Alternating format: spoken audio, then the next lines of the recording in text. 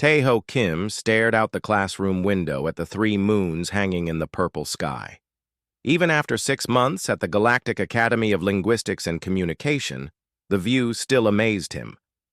As the only human in Professor Krall's advanced translation systems class, Taeho often felt the need to remind himself that he belonged here. "Attention, students," Professor Krall's deep voice rumbled through the classroom. The tall, blue-skinned Andorian tapped his 6-fingered hand on the hovering display panel. The professor's 4 eyes blinked in sequence, a sign of excitement in Andorian body language that Taeho had learned to recognize. "Today I announce the final challenge of the term," Professor Krall said. "One that will test your abilities to their limits." The room, filled with 23 students from 16 different species, grew quiet. Even the normally chatty Voxians in the back row stopped their constant humming. "Your challenge is this: design and build a working universal translator prototype in 1 month." The professor paused to let his words sink in. "The winning team will receive guaranteed positions at the Galactic Communication Council." Excited whispers filled the room. Jobs at the council were the most sought-after positions for language graduates. Taeho felt his heart beat faster. This was the chance he had been waiting for. "I have divided you into teams of 3, Professor Krall continued. He waved his hand and a list of names appeared in the air. These teams balance different skills and species.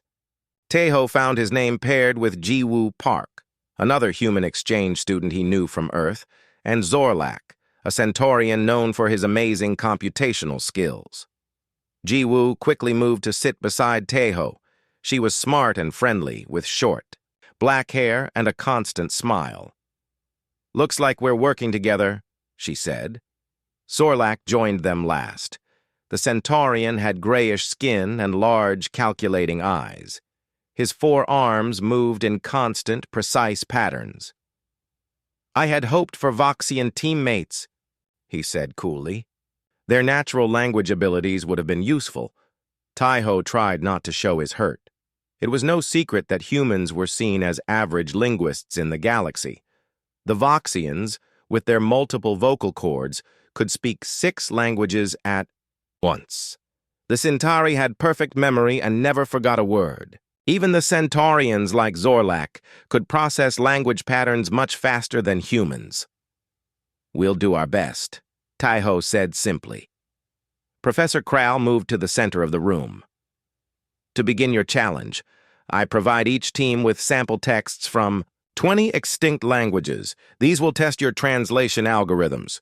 A data cube appeared on each team's desk. Zorlak quickly grabbed theirs and connected it to his personal computing device.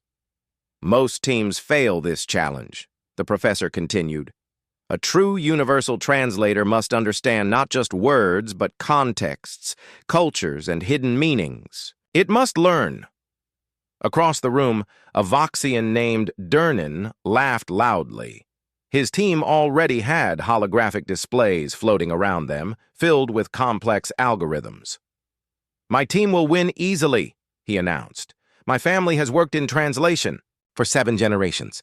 Professor Krall's 4 eyes blinked in sequence again. "Perhaps, but true innovation often comes from unexpected places." His gaze rested briefly on Taeho before moving on. "You have 1 month. Begin." After class, Taeho's team gathered in their assigned lab space. The room was small but equipped with advanced technology for language analysis.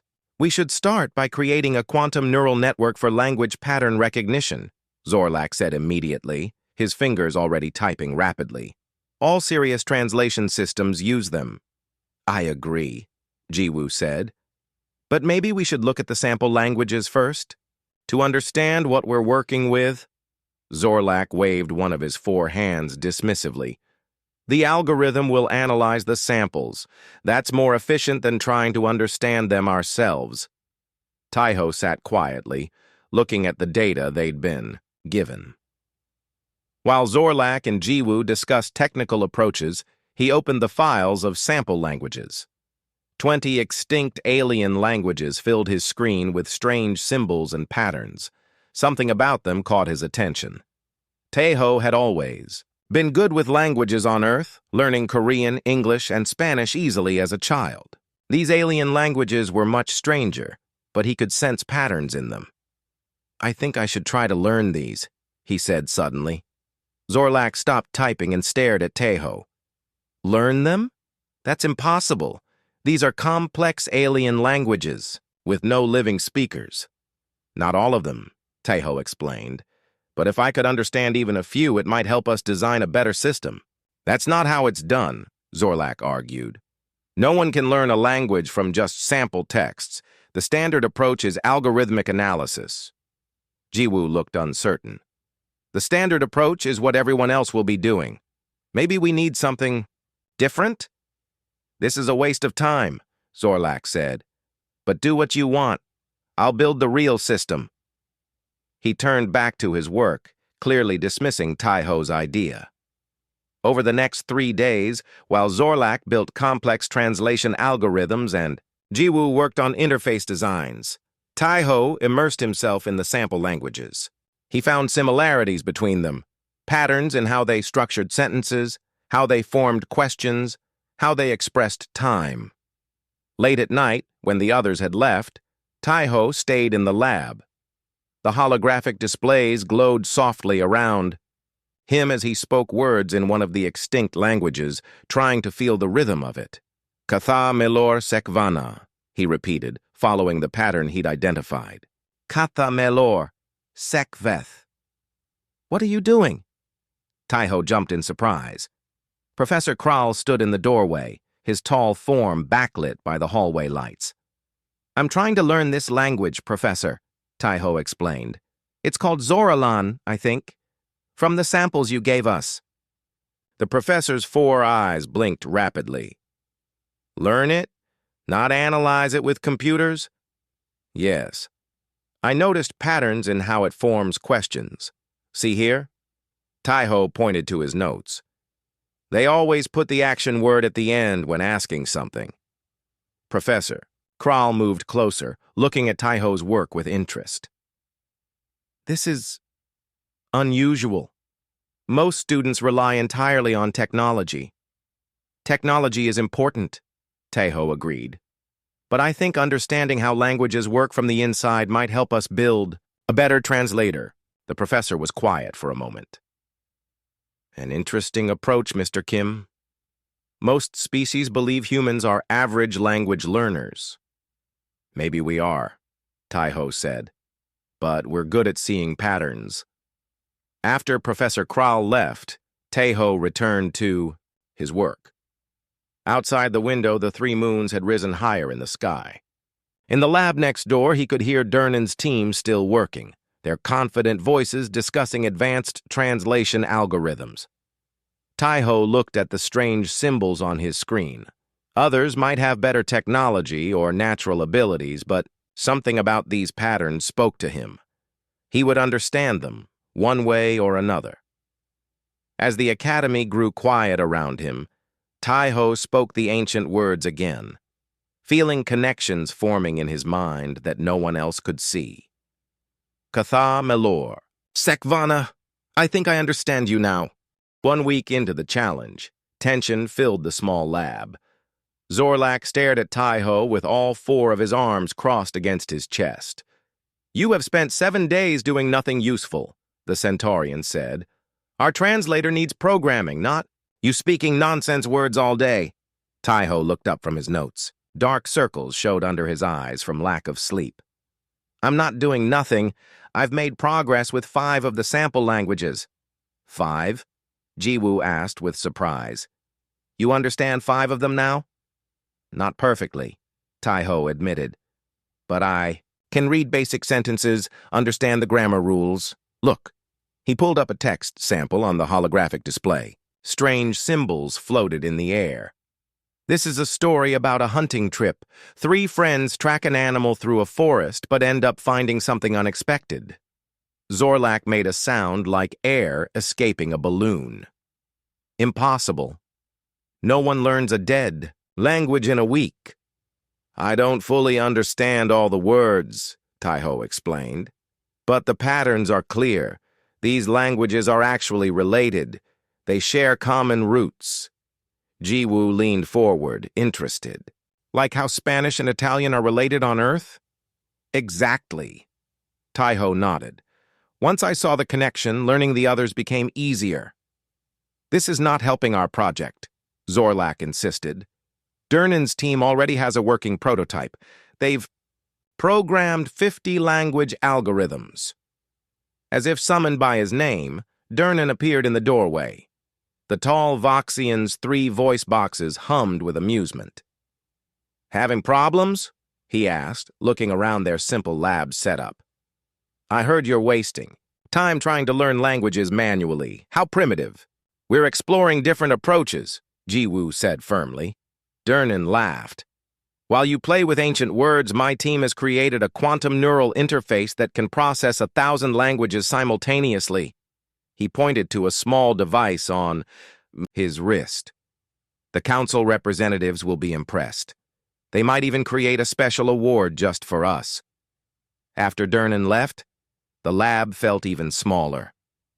We should focus on technology, Zorlak said. Like the other teams, Taiho shook his head. Something's not right about their approach. A translator needs to understand context, not just words. I think a loud bell sound interrupted him. Professor Kral's voice came through the Academy's communication system. All translation teams report to the main lecture hall immediately. Students from all teams hurried through the hallways, whispering nervously. No one had expected this announcement.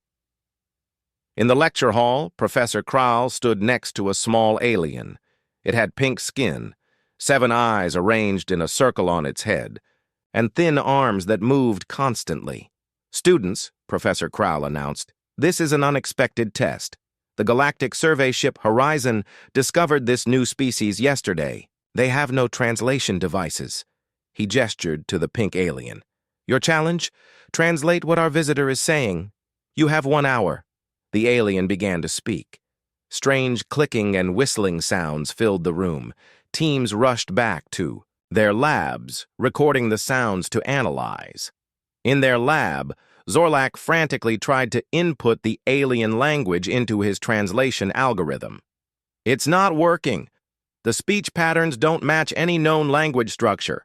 Taiho listened carefully to the recording. There was something familiar about the sounds. Not the words, but the way they flowed together. This rhythm, he said slowly.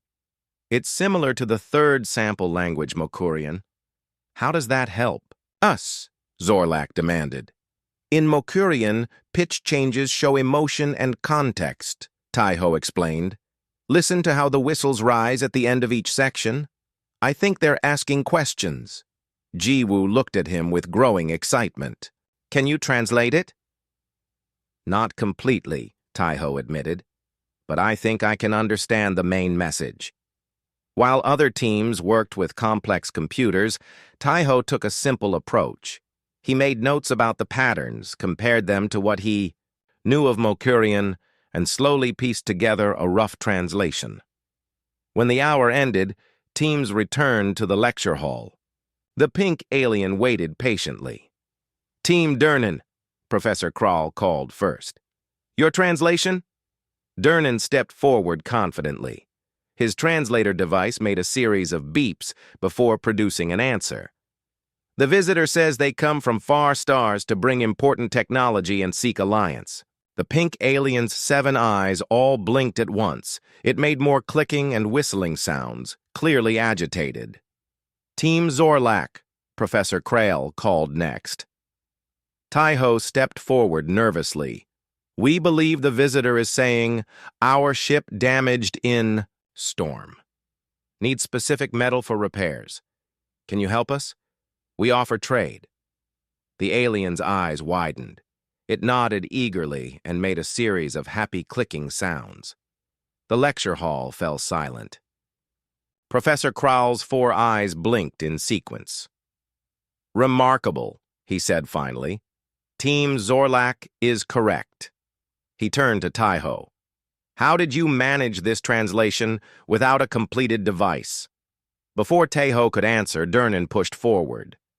They must have cheated. Their lab has no advanced technology. Humans can't learn languages this quickly. We didn't cheat, Jiwoo said firmly.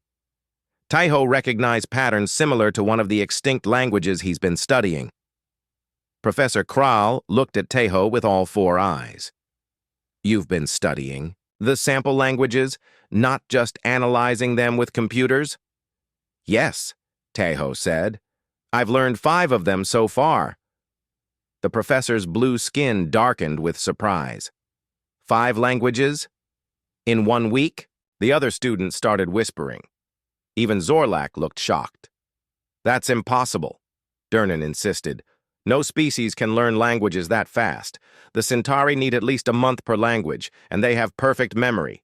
Professor Kral raised a hand for silence.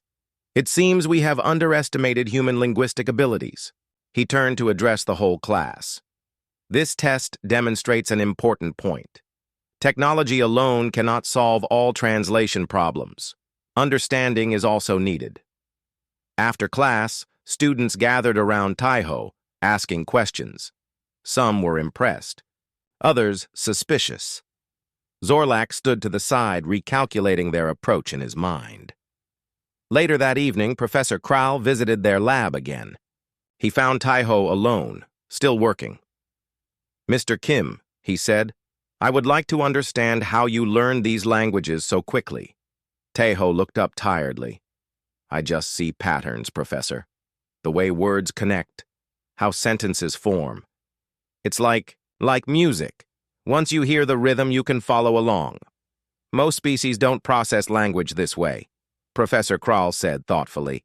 They compartmentalize, categorize, analyze, but don't naturally absorb. Is that unusual? Taeho asked. Very. The professor nodded. I would like to study this ability further. With your permission, I want to run some cognitive tests. Will it help our translator project? It might do much more than that, Professor Kral said. It might change how we understand language, learning itself. As the professor left, Taeho turned back to his work. On the screen before him, symbols from a 6th language now glowed. Its patterns were already becoming clear to him, like stars forming constellations in his mind. Outside the window, the 3 moons shone brightly. Somewhere in the academy, Durnan was likely working on his advanced technology. But Taeho had found a different path, one that no one had expected, least of all himself. The next morning, Taeho sat nervously in Professor Kral's private laboratory. Strange machines surrounded him. The professor attached small sensors to Taeho's forehead and temples. These will monitor your brain activity, Professor Kral explained. Don't worry, they only read signals. They cannot harm you. Taeho nodded. What exactly are you looking for, Professor? I want to see how your brain processes language. The professor adjusted a screen showing colorful images of brain activity. Most species have specific brain areas for language. I want to know if humans are different. For the next 2 hours, Taeho looked at texts in various languages. Some he knew, others he didn't. He tried to understand them while the machines recorded his brain patterns. Sometimes he spoke the words aloud, sometimes he just read silently. Professor Kral watched with growing amazement. Remarkable, he muttered several times. Finally, the professor removed the sensors and showed Taeho the results. The screen displayed 2 brain scans side by side. This is a Centauri brain processing a new language, Professor Kral explained, pointing to the left image. Notice how activity stays in these 3 regions? Most species are similar. They use dedicated language centers. The right image showed Taeho's brain. Unlike the Centauri scan, colors flowed across many different areas, forming new connections as he worked with the language. Your brain creates new pathways, Professor Kral said with excitement. Instead of using fixed language centers, you form new neural connections. This is why you learn so quickly. Your whole brain participates. Is that unusual? Taeho asked. It's unique, the professor replied. No other known species does this. We've always thought humans were average linguists because you're dedicated. Language centers are smaller, but we were measuring the wrong thing. Taeho stared at the colorful image of his brain. So humans are actually good at languages? Not just good, Professor Krall said. Potentially the best. Not because you store more words, but because you adapt more quickly.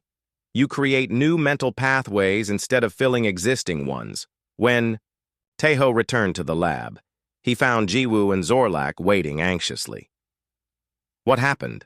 Jiwoo asked. Are you okay? Taeho explained what Professor Krall had discovered about human brains. As he spoke, Zorlak's expression changed from doubt to interest. This changes our approach, the Centaurian said when Taeho finished. Our translator shouldn't just contain languages. It should learn them like you do. Can we build something like that? Jiwoo asked. Maybe. Zorlak tapped his fingers thoughtfully. But we need to understand how Taeho's brain forms these connections. For the next week, they worked together with new purpose. Jiwoo documented how Taeho learned languages, taking notes on his methods and thought processes. Zorlak used his computational skills to turn these observations into programming concepts. Taeho continued learning the sample languages, now with a clearer understanding of how his mind worked. By the middle of the second week, he could understand 12 of the 20 extinct languages. The key is looking for connections, he explained to his teammates. I don't memorize every word. I find patterns.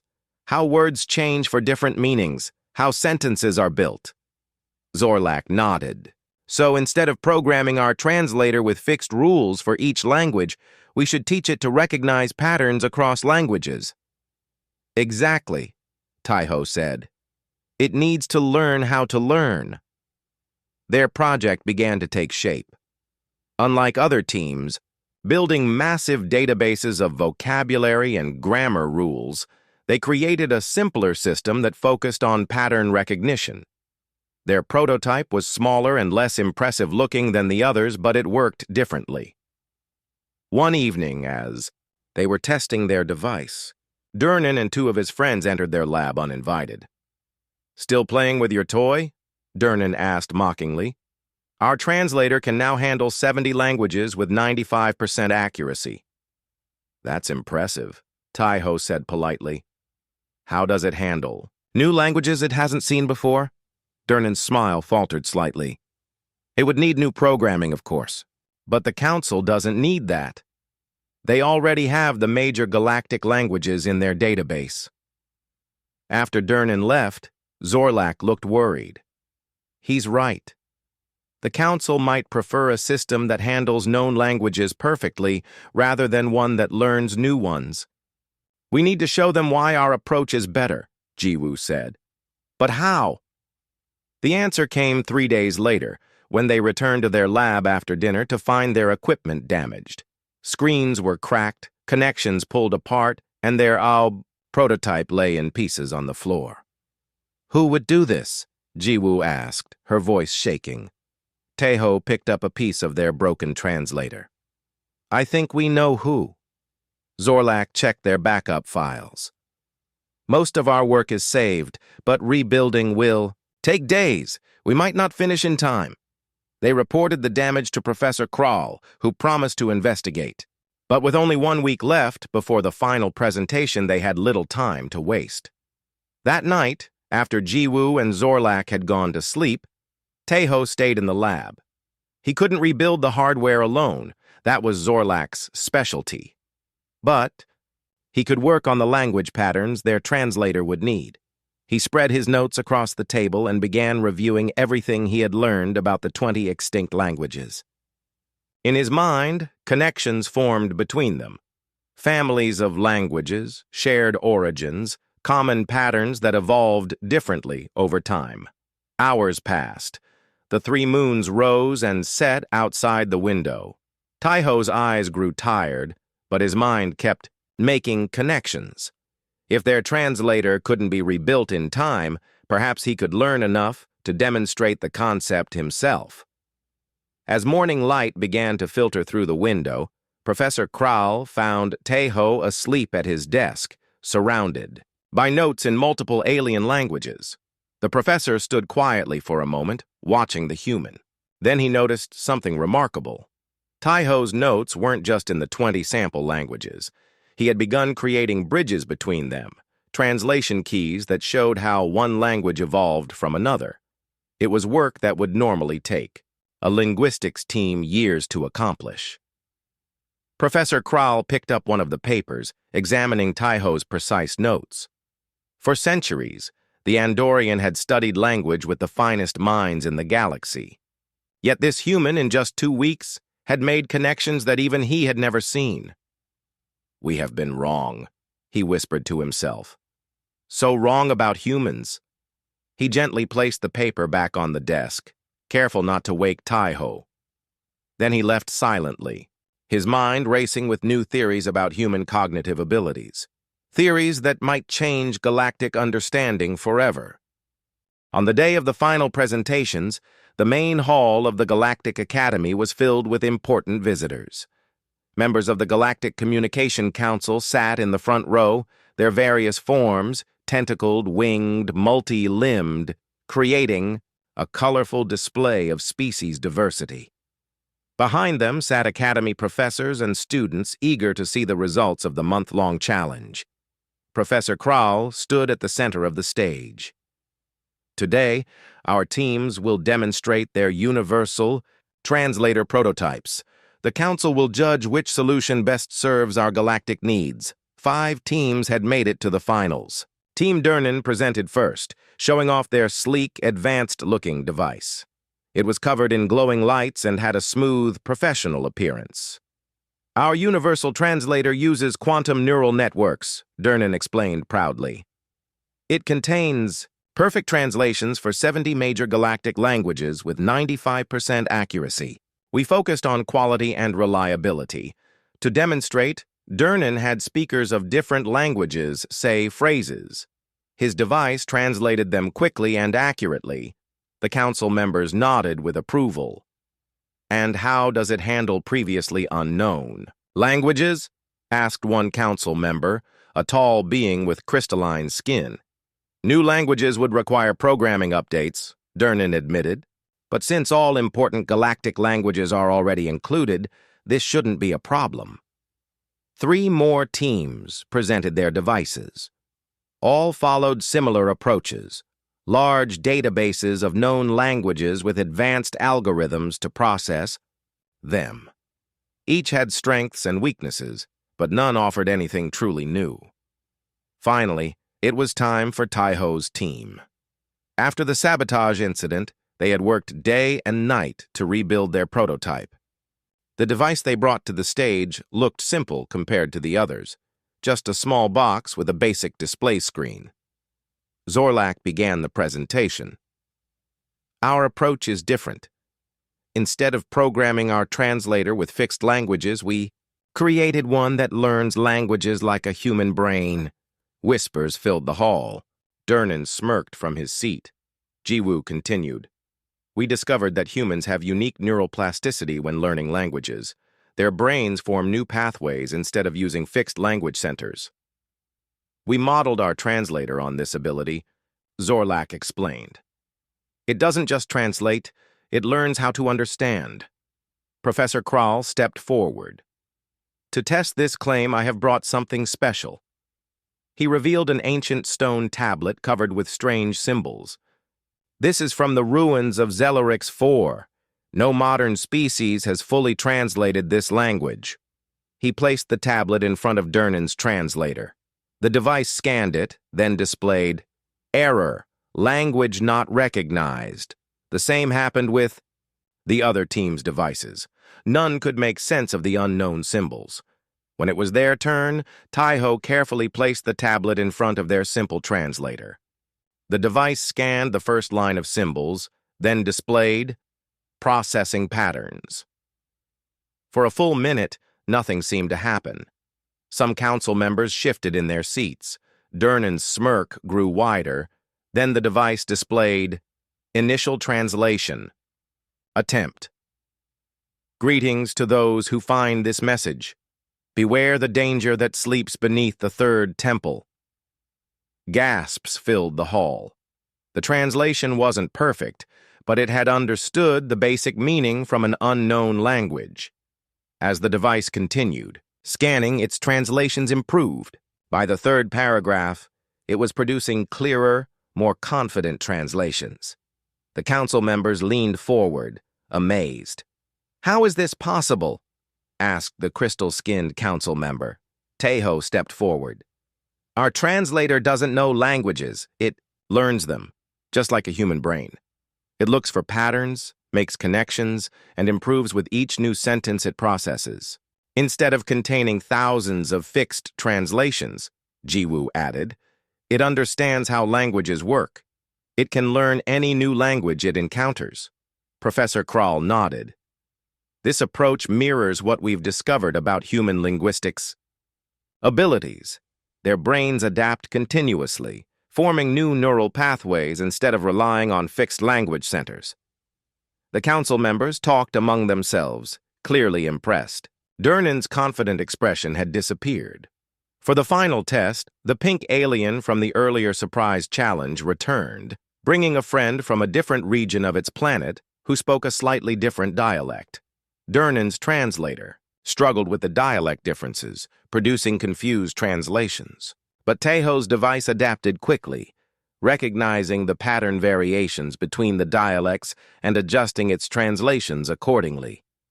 When the demonstrations ended, the council didn't need long to make their decision. The position at the Galactic. "Communication Council is awarded to Team Zorlak," announced the crystal-skinned council member. "Your approach represents true innovation in translation technology." Cheers erupted from many students. Even some of the competing teams seemed impressed. Only Durnan and his friends looked unhappy. After the ceremony, the head of the council approached Tejo. "Young human, your species has surprised us. We had classified humans as average linguists based on your biological language centers. We never thought to look at neural adaptability. Sometimes the greatest strengths aren't obvious at first," Tejo replied. "Indeed?" The council member nodded. "We would like all three of you to join the council's Special Research Division. There is much more to explore about your discovery." 3 months later, Tejo stood in front of a class of alien students at the academy. On the wall behind him hung a display showing the colorful neural pathways of the human brain learning a new language. "The key to understanding isn't memorizing every word," he explained to his students. "It's recognizing patterns, making connections, and constantly adapting." In the back of the classroom sat Professor Krall, watching with satisfaction. His research paper on human linguistic abilities had revolutionized the field of xenolinguistics. The academy now actively recruited human students, valuing their unique cognitive approach. Outside the classroom window, a transport ship landed. From it emerged a young human woman looking around with wide eyes at the alien architecture. She carried a small bag and an acceptance letter to the academy's linguistics program. She had no idea that humans were now considered linguistic prodigies throughout the galaxy, that what had once seemed like humanity's weakness had become their greatest strength. She would learn soon enough. As she walked toward the main building, 3 moons began to rise in the purple sky above her. A new chapter in human galactic relations had begun, all because one student had seen patterns that others had missed.